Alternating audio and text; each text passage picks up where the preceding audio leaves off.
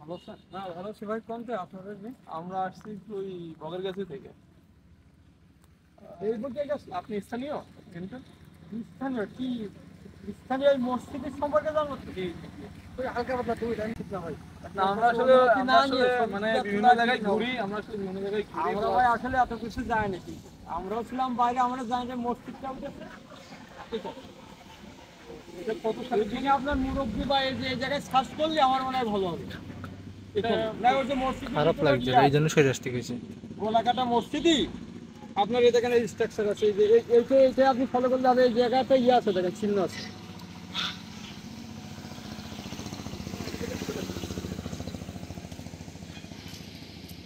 বুঝতে গিয়েছে এটা কত সালের দিকে উঠছে মসজিদটা?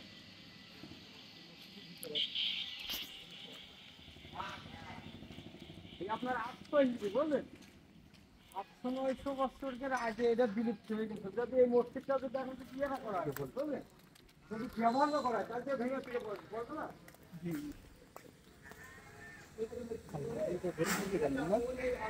তলোয়ার আছে ভাই, যান কোনো ওখানে এই জায়গায় এই পাশে আলমারির ভিতরে তলোয়ার বা ওই জায়গায় লেখা আছে। যান ওখানে, যান ভিতরে, যান ভাই,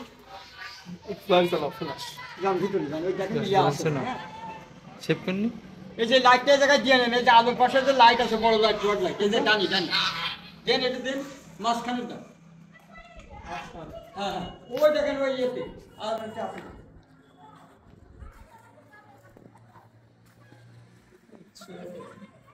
তালা দিয়ে তো কোন কিছু কোন এটা হচ্ছে অনেক আগের তলোয়ার। ঠিক আছে, আমরা যেটা বললাম আমাদেরকে এখানে অনেক কিছুই রাখা আছে তখনকার আমলের সেই টাকা। এটা দেখো,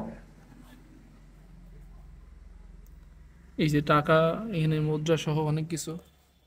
এখানে আছে সুলতানি যুগের হাতে লেখা কোরআন শরীফ। ঠিক আছে, আর এখানে অনেক, যখন হয়তো বা মসজিদটা উঠছিল তখন এইগুলো এর সাথেই উঠছিল। ঠিক আছে, জি জি জি ঠিক আছে। এটা সম্পূর্ণ কিন্তু মিস্ত্রি দিয়ে করা না। ঠিক আছে, টোটালি কিন্তু এইভাবেই উঠেছে, এইভাবে নকশা আকারে, এইভাবে নকশা হয়ে কিন্তু উঠেছে। হ্যাঁ, আমাদের টোটালি মসজিদটা উপরের দিকে দেখো, এই যে গম্বুজগুলো আছে 2 4 6, এখানে মোট 6টা গম্বুজ আছে। ঠিক আছে, সম্পূর্ণটা এইগুলো কিন্তু মিনার বলা হয়। ঠিক আছে, মিনার বলা হয় এগুলো। মিনার কিন্তু মসজিদ করলে আমাদেরকে করতে হয় মিনারগুলো, কিন্তু এখানে কিন্তু অবস্থায় উঠেছে। পরে এখানে বাঁশ দিয়ে এখানে গম্বুজগুলো যদি দেখাই তাহলে কিন্তু মারাত্মক সুন্দরভাবে গম্বুজগুলো নকশা করা। ঠিক আছে, এটা অবশ্য তৈরি করে থাকে। হ্যাঁ, প্রাচীন আমলে এগুলো রাজারা বা বিভিন্ন যারা পাওয়ারে থাকে ওরা কিন্তু তৈরি করে, পরে এগুলো কিন্তু ভূমিকম্পের ফলে মাটির নিচে তলায় যায়। তারপরে এটা কিন্তু তলায় যাওয়ার পর এটা কিন্তু আবার একভাবে উঠে আসে, ভেঙে যায়। এগুলো ভাঙবে কি হয়, এটাই হচ্ছে টোটালি অবস্থা।